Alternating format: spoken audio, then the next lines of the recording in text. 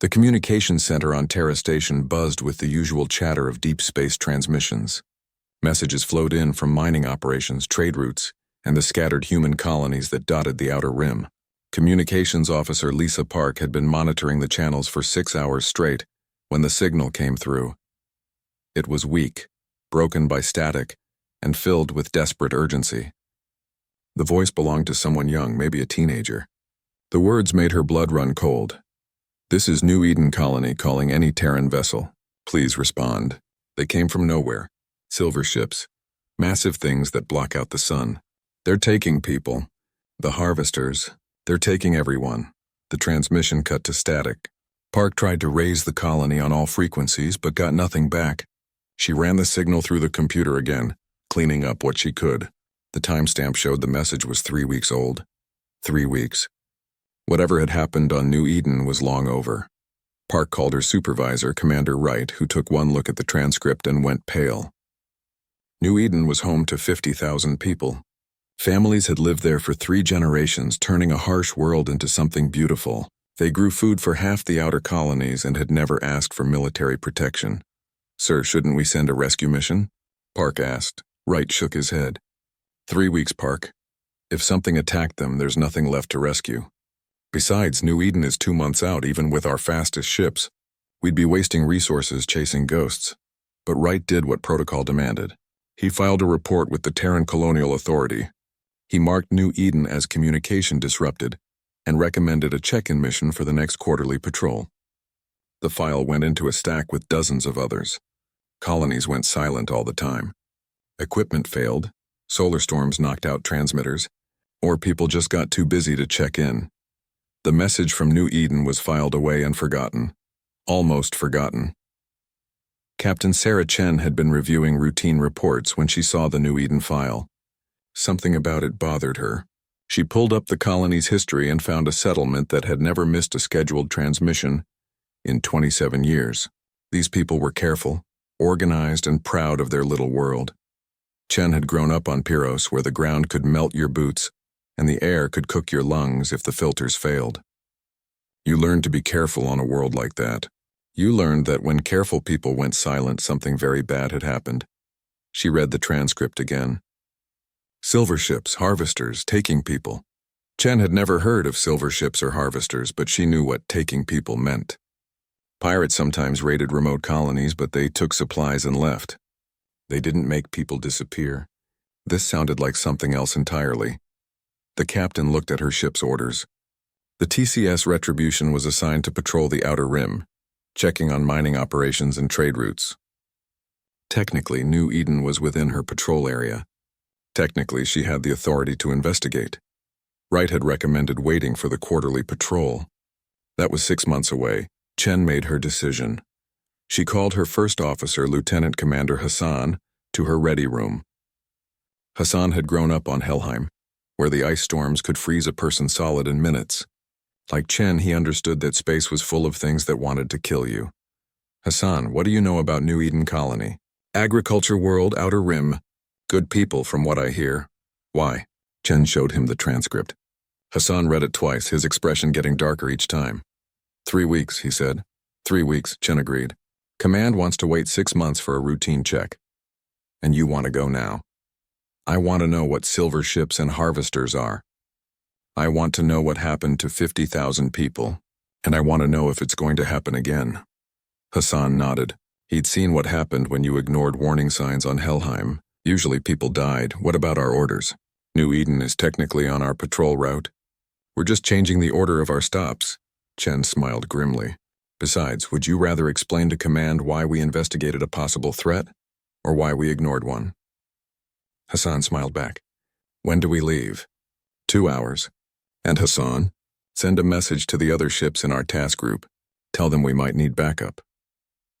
The TCS Retribution was part of a small battle group, 4 ships crewed mostly by veterans from humanity's worst worlds. The kind of places where you learned to fight or died young.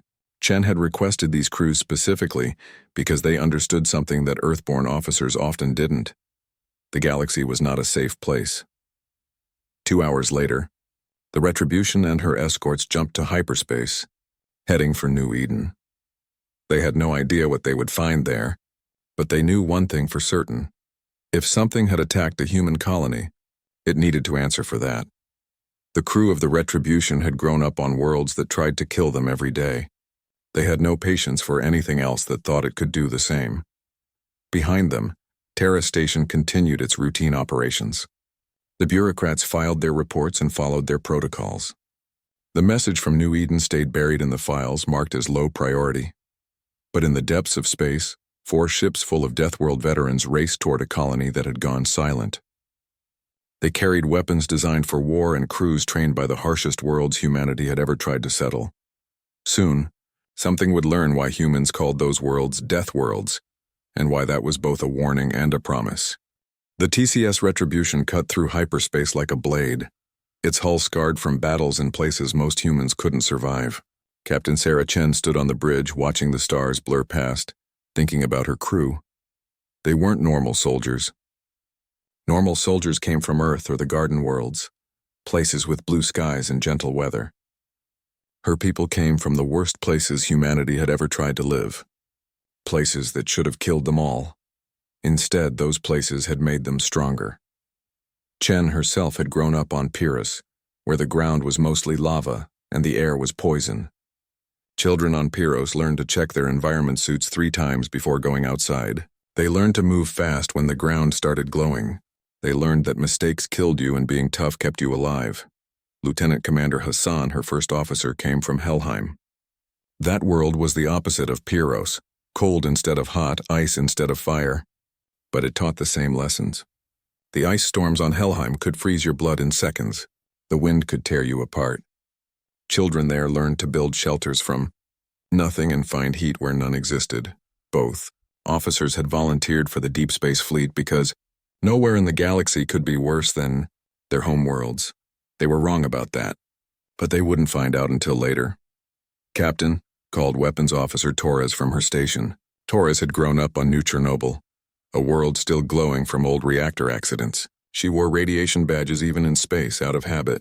"We're getting reports from the other ships." Chen looked at her small fleet. 3 other vessels flew with the Retribution, each one crewed by Deathworld veterans. The TCS Hammer carried miners from the asteroid fields, people who spent their lives in the vacuum of space. The TCS Lightning was crewed by storm chasers from the gas giant stations, people who rode the edge of hurricanes that could swallow planets. The TCS Thunder carried veterans from a dozen different hell worlds. "What kind of reports?" "They're asking about our destination. And they're asking about combat protocols," Chen smiled. Her people had good instincts. They could smell trouble coming. "Tell them we're investigating a possible first contact situation." "Hostile first contact." The bridge crew looked up at that. First contact was rare. Hostile first contact was even rarer. Humanity had met a few alien species, but most of them avoided each other. Space was big enough for everyone to stay apart. "Captain," said Navigator Williams, "we're still 2 days out from New Eden. Should we prepare for combat?" Williams had grown up on a mining station in the asteroid belt. His family had survived 3 major accidents and 2 pirate attacks before he turned 16. He knew how to spot danger, yes, but not normal combat. "We don't know what we're fighting." Chen called up the colony's last transmission again. The voice of the young person, desperate and afraid, filled the bridge. "Silver ships, massive things that block out the sun. They're taking people. The harvesters. They're taking everyone." "Any ideas what harvesters means?" Hassan asked. Torres frowned. "On New Chernobyl, we had machines that stripped raw materials from contaminated zones. We called them harvesters. But these sound different." "Different how?" "Our harvesters took metal and stone. These ones are taking people." The bridge went quiet. Everyone understood what that meant. "So we're looking at slavers," Chen said. "Or worse." "Captain," William said carefully, "if they took 50,000 people 3 weeks ago, what are the chances anyone's still alive?" Chen had grown up on a world where people died every day. She'd lost friends to lava flows, toxic gas, and equipment failures. She knew death was always close. But she also knew something else. On Pyrrhus, we had a saying, "Fight until you're dead, then fight a little longer." If anyone from New Eden is still alive, we're going to find them. Over the next 2 days, the crew prepared for whatever they might find. The engineers worked on the weapons, making sure everything would fire when needed. The medical team prepared for casualties. The Marines cleaned their rifles and checked their armor, but it was the small things that showed what kind of people they were. Torres ran extra radiation checks on all the equipment. Because people from New Chernobyl always worried about contamination, Williams calculated backup jump coordinates for every system within 100 light-years, because asteroid miners always had an escape plan. Hassan made sure the life support systems had triple redundancy, because people from ice worlds knew that warmth meant life. And Chen? Chen studied everything they knew about New Eden Colony, memorizing the names of the families who lived there, learning about their history and their culture, because people from Pyros understood that when you fought for someone, you fought better if you knew who they were. Captain, Hassan said on the morning of the third day, we're approaching the New Eden system. Drop out of hyperspace at the edge of the system. I want to see what we're dealing with before we announce ourselves. The Retribution shuddered as it dropped back into normal space. The other 3 ships appeared beside it, weapons ready but not powered. Scan for signals, Chen ordered. No artificial signals detected, reported Communications Officer Reed. But Captain, you need to see this. The main screen lit up with a view of the New Eden system. Where the third planet should have been green and blue, it looked gray and lifeless. Even from millions of kilometers away, they could see that something was very wrong. Take us in, but keep us at maximum sensor range, and power up the weapons. As they got closer, the details became clearer. New Eden's surface looked stripped, like something had taken everything that was alive and left only rock behind. The cities were gone. The forests were gone. Even the oceans looked smaller. Jesus, Torres whispered. What could do that to an entire planet? Chen stared at the ruined world and felt something cold settle in her stomach. She'd seen Pyros at its worst, when the volcanic activity stripped away everything humans had built. But this was different. This was deliberate. Hassan, send a message to Fleet Command. Tell them we've found evidence of a hostile alien species. Tell them they need to prepare for war. Captain, Williams said, his voice tight with tension. I'm detecting debris in orbit. Ship debris. The screen showed chunks of metal floating in space around New Eden. Some pieces were clearly from the colony's defense platforms. Others looked different, sleeker. Silver. Those are alien ships, Hassan said. We're alien ships, Chen corrected. Something destroyed them. For a moment, the bridge was silent. Then Torres laughed, but it wasn't a happy sound. Captain, I'm reading massive residual radiation in the debris field. Whatever hit those ships, it wasn't playing around. Chen felt a grim satisfaction. The colonists had fought back. They'd hurt their attackers before going down. Good, she said. That means we know they can be killed. She looked around the bridge at her crew. People from the worst worlds humanity had produced. People who had learned to fight impossible odds and survive. All ships, this is Captain Chen. We're going down to the surface. Whatever did this, we're going to find out everything we can about it. Because this isn't just about New Eden anymore. The 4 ships moved toward the dead planet. Weapons powered and crews ready for anything. They had no idea that they were about to make first contact with something that had never met humans. Before something that thought humans would be easy prey, it was. About to learn that some prey fought back. The surface of New Eden looked like a nightmare. Captain Chen stood in the shuttle bay watching the dead world grow larger on the screens. What had once been green farmland was now gray dust. The rivers were gone. Even the mountains looked smaller, as if something had carved away the stone itself. Landing zone secured, reported Marine Sergeant Knox over the radio. Knox had grown up on a prison world where the guards were worse than the criminals. He knew how to clear dangerous ground. No signs of life, but Captain, you need to see this. Chen took a shuttle down with a small team. The landing zone was what used to be the colony's main settlement.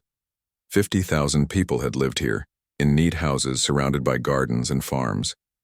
Now there was nothing but strange, twisted metal structures and empty holes in the ground. The structures were clearly alien. They looked like massive silver trees, but wrong somehow. Their branches curved in ways that hurt to look at, and their surface seemed to move when no one was watching directly. What are those things? Asked Dr. Martinez, the expedition's science officer. She'd grown up on a research station studying dangerous bacteria. She was used to things that looked wrong. Harvesters, Chen said grimly. This is what the colonists were talking about. The team moved carefully through the ruins. Their sensors showed no immediate danger, but everyone stayed alert. People from Deathworlds learned early that safe-looking places were often the most dangerous. They found the first evidence of the colonists near what used to be the town center. Not bodies, just personal belongings scattered in the dust. Clothes, toys, pictures of families, things people would drop if they were running. Captain called Corporal Davies from near one of the silver structures. Davies was from a world where the sea could change from calm to deadly in seconds. She had good instincts about danger. I think this thing is still active. The alien harvester stood 30 meters tall, its silver branches reaching toward the gray sky. As the team watched, one of the branches moved slightly, turning toward them like it was watching. "Everyone back," Chen ordered. Slowly, they retreated to a safe distance, but the harvester didn't follow. It just watched them with whatever senses it had. "It's alive," Martinez said, scanning it with her instruments. "Not mechanical, biological, but like nothing in our databases. Can it hurt us?" "I don't know. But Captain, look at this." Martinez showed Chen her scanner. "It's not just alive, it's hungry." The readings showed the harvester was actively drawing energy from the ground around it. Not solar energy or chemical energy, but something else. Something that was slowly draining the life from the planet itself. That's how they did it, Chen realized. They didn't just take the people. They took everything. The plants, the animals, even the soil. These things eat life itself. Over the next few hours, the team explored more of the ruined colony. They found more harvesters, all of them still active, all of them feeding on what little life remained. They found the wreckage of the colonies, defenses. Brave people had fought with farming equipment and hunting rifles against creatures that could drain the life from a planet. They also found something else. "Captain, you need to see this," called Lieutenant Park from near the colony's former spaceport. Park was from an asteroid mining family and knew spacecraft inside and out. This isn't from the colony. The wreckage was clearly alien, but different from the harvesters, sleeker, more advanced, and very, very dead. "That's from one of the silver ships," Chen said. "The colonists shot it down." "With what?" "They didn't have military weapons." Chen looked closer at the wreckage. The hull was punctured in dozens of places, but not by bullets or missiles. The holes looked like they'd been melted through by extreme heat. Improvised weapons, she realized. They used their industrial equipment, plasma cutters, mining lasers, anything they could turn into a gun. Martinez scanned the alien wreckage. "Captain, this is incredible. This technology is centuries ahead of ours, but look at this damage. The colonists didn't just fight back, they won some battles." "How many ships were there?" "Based on the debris in orbit and down here, maybe 20. Chen felt a cold satisfaction. 20 advanced alien ships against a peaceful farming colony, and the farmers had made them pay for every meter of ground. "Sir," called Sergeant Knox from across the landing zone. "I found something. Underground." They followed Knox to what looked like a natural cave, but their lights revealed it was artificial. Someone had carved it from the rock recently. "The colonists built this," Knox said. "Look." The cave was full of supplies, food, water, weapons, and medical equipment. But it was also full of something else, alien technology. Pieces of the silver ships carefully sorted and studied. "They were learning," Chen said in amazement. The colonists were reverse engineering alien technology. Martinez picked up a tablet computer that showed rough sketches and notes. "Look at this. They figured out how the alien ships work. Partially biological, partially mechanical. And Captain, they found a weakness." The notes showed that the alien ships were powered by the same life-draining energy as the harvesters, but that made them vulnerable to something humans understood very well. "Radiation." "Of course," Martinez said, reading further. "Life-based energy systems can't handle high radiation. The colonists were planning to use their reactor waste as weapons." Chen smiled grimly. "Leave it to human farmers to figure out how to turn nuclear waste into alien-killing weapons." "Sir," Knox called from deeper in the cave. "There's more, a lot more." The cave system extended much further than they'd thought. Room after room of supplies, weapons, and alien technology. And in the deepest chamber they found something that made Chen's blood run cold. People. About 200 survivors, hiding in stasis pods they'd built from alien technology. "They're alive," Martinez said, checking the readings. "Barely. The stasis system is failing." "Can we get them out?" "Not here. We'd need the medical facilities on the ship." Chen made her decision quickly. "Knox, get a recovery team down here. We're taking these people home. Park, I want every piece of alien technology loaded onto our ships. If the colonists could figure out how to fight these things, so can we." As the recovery operation began, Chen looked around at the ruins of New Eden Colony. 50,000 people had lived here. 200 had survived by hiding underground for 3 weeks. The math was simple and horrible, but those 200 survivors had done something important. They'd learned how to fight the aliens. They'd found weaknesses. They'd shown that humans could adapt to anything, even creatures that ate life itself. "Captain," Hassan called from the shuttle, "we're getting a message from the fleet. Long-range sensors are picking up movement at the edge of the system." Chen felt ice in her veins. "What kind of movement?" "Silver ships, Captain. Lots of them. The aliens are coming back." Chen looked up at the gray sky of New Eden. Somewhere up there, an alien fleet was approaching. They probably expected to find their harvesters still feeding, their ships still intact, and no resistance. They were about to learn that humans didn't just give up and die. "Get everyone back to the ships," Chen ordered, "and send a message to Fleet Command. Tell them we've made contact with a hostile alien species. Tell them we need every ship they can send." She paused, looking one more time at the ruined colony. "And tell them the aliens made a mistake. They hurt humans. Now they're going to learn why that was a bad idea."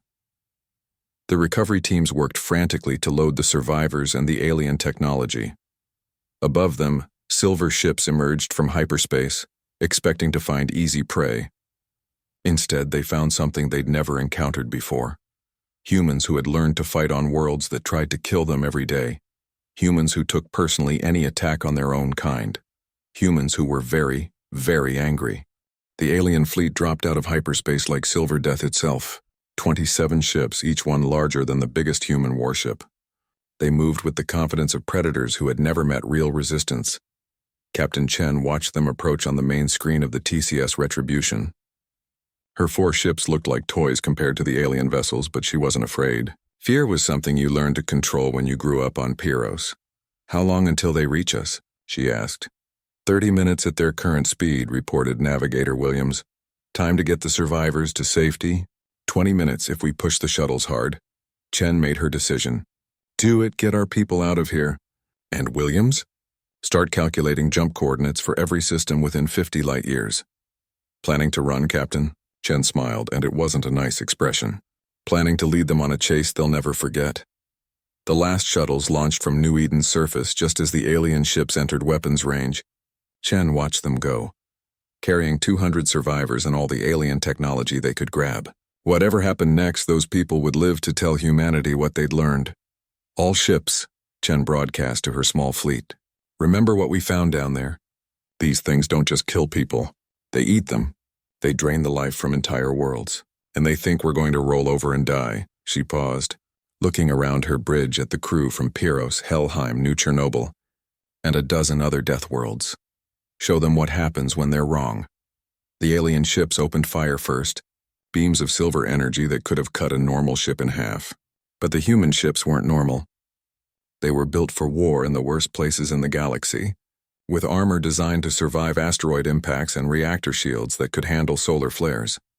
The alien beams hit the Retribution's shields and scattered like water. "Their turn," Chen said calmly. "All ships fire at will." What happened next would be talked about in military academies for generations. The human ships didn't fight like civilized species were supposed to fight. They didn't maintain formation or follow standard tactics. Instead, they fought like people who had learned to survive on worlds that actively tried to kill them. The TCS Hammer, crewed by asteroid miners, used its mining charges as weapons. Explosives designed to crack open asteroids ripped through alien hulls like they were made of paper. The TCS Lightning, crewed by storm chasers from gas giant stations, used electromagnetic pulses that could disrupt hurricanes.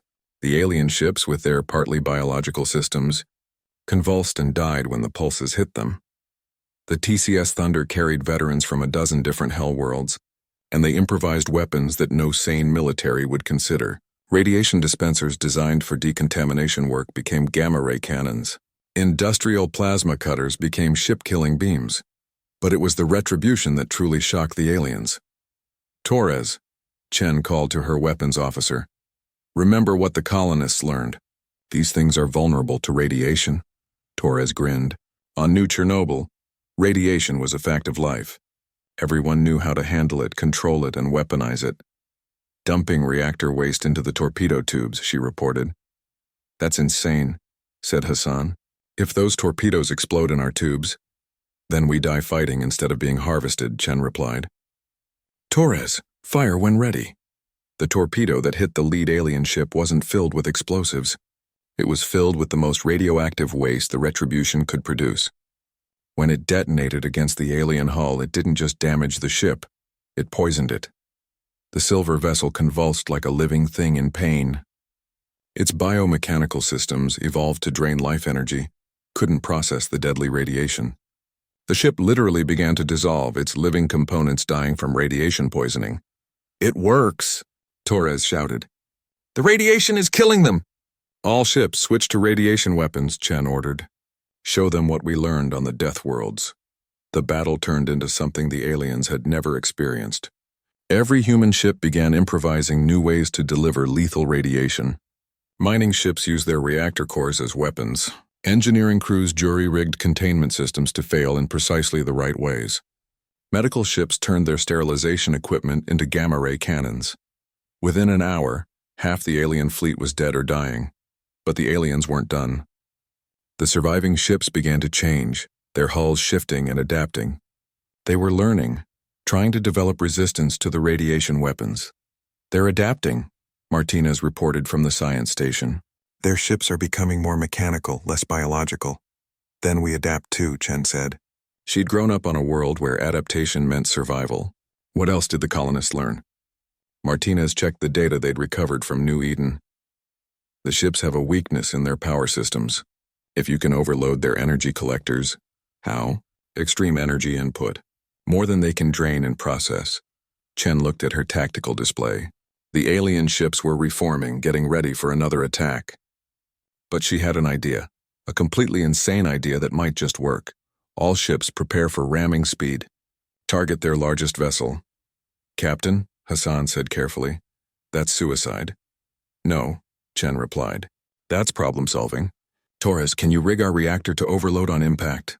Yes, but Captain, do it. All ships, same plan. We're going to feed them more energy than they can handle. The 4 human ships accelerated toward the alien fleet. The aliens, seeing what looked like a desperate suicide run, focused their fire on the approaching vessels. But the human ships had been built to survive in places where everything was hostile. Their armor held. At the last second, Chen gave the order. All ships eject crews to shuttles. Automated systems only from here.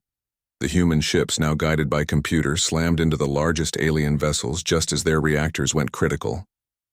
The explosions didn't just destroy the alien ships. They overloaded their energy-draining systems, sending feedback through the entire alien fleet. One by one, the silver ships began to tear themselves apart from the inside. Chen watched from her shuttle as the last alien vessel died. Its biological components poisoned by radiation and its mechanical systems overloaded by more energy than they could process. That's for New Eden, she said quietly. Her crew had survived, picked up by the shuttles moments before their ships exploded. They'd lost their vessels, but they'd won something more important. They'd proven that humans could fight back against anything, no matter how advanced or alien. Captain, Williams called from the pilot's seat. We're getting messages from Fleet Command. They want to know our status. Chen looked back at the debris field that had been the alien fleet. 27 advanced warships reduced to scrap by 4 human vessels, crewed by people from the worst worlds in the galaxy. Tell them we've made first contact with a hostile species, she said. Tell them the species has been neutralized. And tell them we're coming home with information they're going to want to see. She paused, thinking about the 200 survivors from New Eden, the alien technology they'd recovered, and the lessons they'd learned about fighting creatures that ate life itself. And Williams, tell them to start preparing the Deathworld fleets, because if there are more of these things out there, Humanity is going to need every person who knows how to fight impossible odds. The shuttles set course for home, carrying the survivors of 2 battles. The colonists who had learned to fight the aliens, and the ship crews who had learned to kill them. Behind them, the ruins of New Eden continued their slow death. But the message the dead world carried was different now. Humanity had been attacked and humanity had hit back. The aliens had made a mistake. They'd thought humans would be easy prey. They'd learned the hard way that some prey was more dangerous than any predator. The news spread through human space like wildfire. New Eden Colony had been attacked by aliens. 50,000 people had been killed or taken. The survivors spoke of creatures that drained the life from entire worlds, ships that could block out the sun, and harvesters that ate everything that lived. But they also spoke of something else. 4 ships crewed by Deathworld veterans had found the aliens and destroyed them. Humans could fight back. Humans could win. The response was immediate and terrible. Earth didn't send diplomats. They didn't try to negotiate or understand. They sent warships. Every vessel that could carry weapons was pulled from patrol duty, garrison assignments, and training missions. The shipyards worked around the clock, converting cargo haulers into warships and civilian transports into troop carriers. But most importantly, they sent a call throughout human space. All Deathworld veterans report for immediate deployment. Captain Sarah Chen stood on the bridge of her new ship, the TCS Vengeance, and watched as the fleet assembled. Hundreds of ships hung in space around Earth, and more arrived every day. They came from every corner of human territory, carrying crews from the worst worlds humanity had ever settled. Veterans from Pyros brought ships designed to work in molten hellscapes. Survivors from Helheim brought vessels that could function in absolute cold. People from radiation-soaked worlds brought ships that laughed at energy weapons. Miners from asteroid fields brought ships that were more weapon than vessel. Fleet Command estimates over 800 ships at last count, reported her new first officer, Commander Adams. Adams had grown up on a prison world where the inmates ran the asylum. She understood violence in ways that gentle world officers never could. Any word on alien activity? Nothing in our space. But the deep-range scouts are finding things, dead worlds stripped clean, and signs of recent harvester activity. Chen nodded grimly. The aliens, the Cathara, as the scientists were calling them, hadn't just attacked New Eden. They'd been hunting across this entire sector of space, feeding on any life they found. How many worlds? 17 that we know of. Probably more. 17 worlds. Millions of lives. The aliens had been treating this part of space like their personal feeding ground for who knew how long. That was going to stop. Admiral Morrison wants to see you, Adams added. Command briefing in 1 hour. Chen made her way through the fleet to the TCS Terra, the massive dreadnought that served as the fleet's flagship. The corridors were full of people she recognized, veterans from disasters, survivors from accidents, and volunteers from every death world in human space. They all had the same look in their eyes. They'd seen the reports from New Eden. They'd heard the recordings of the colonists' last messages, and they'd decided that anything that hurt humans needed to be hunted down and killed. Admiral Morrison was from Europa, one of the ice moons of Jupiter. His family had died in a habitat failure when he was young, and he'd spent his entire career making sure it never happened to anyone else. Chen, he said as she entered the briefing room, good work at New Eden. Your report has been very educational. The briefing room was full of ship captains, all of them from death worlds. Chen recognized some faces. Torres from New Chernobyl, now commanding her own ship. Knox, the Marine sergeant, now leading an entire assault battalion. Williams, promoted to captain of a scout vessel. Ladies and gentlemen, Morrison began, we're here because someone made a very serious mistake. They attacked human civilians. They killed human families. They thought they could harvest us like crops. He activated a holographic display showing the local sector of space. Red dots marked the dead worlds and yellow dots showed suspected Cathara activity. Intelligence believes the main Cathara fleet is based somewhere in the outer dark, beyond our normal patrol range. They've been using our sector as a hunting ground, hitting isolated worlds and taking everything that lives. Morrison's expression hardened. That ends now. This fleet has one mission. Find every Cathara ship, station, and world and destroy them all. No negotiations. No prisoners. No mercy. A captain from one of the asteroid mining fleets raised her hand. Sir, what about other alien species? The ones we've had peaceful contact with? Leave them alone unless they help the Kithara. This isn't about aliens in general. This is about the specific species that decided humans were food. Morrison turned to Chen. Captain, your people learned more about Kithara technology than anyone else.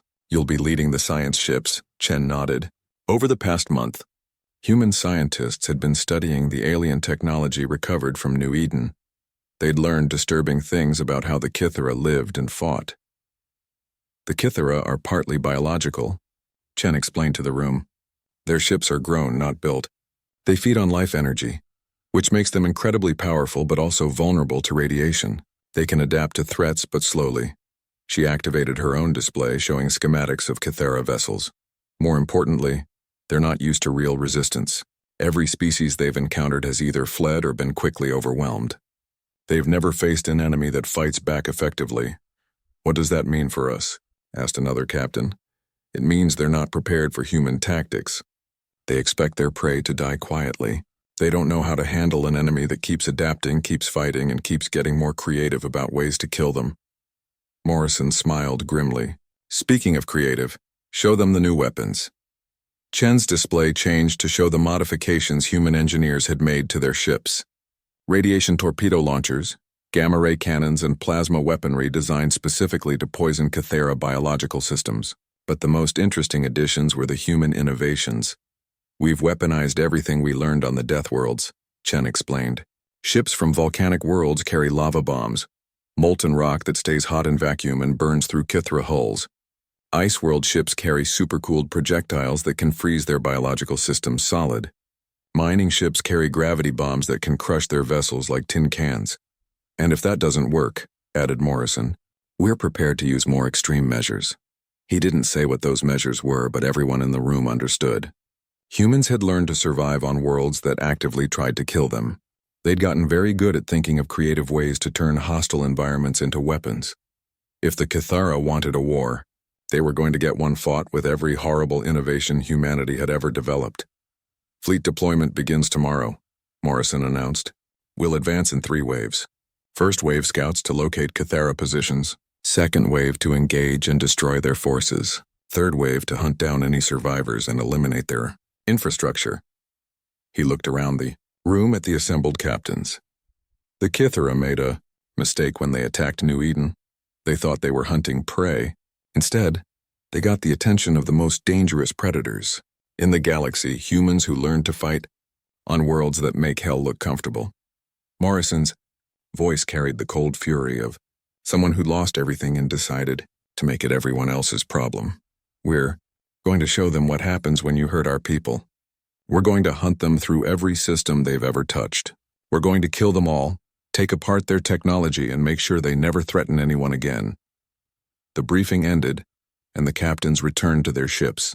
Within hours, the fleet of Vengeance began moving out from Earth orbit.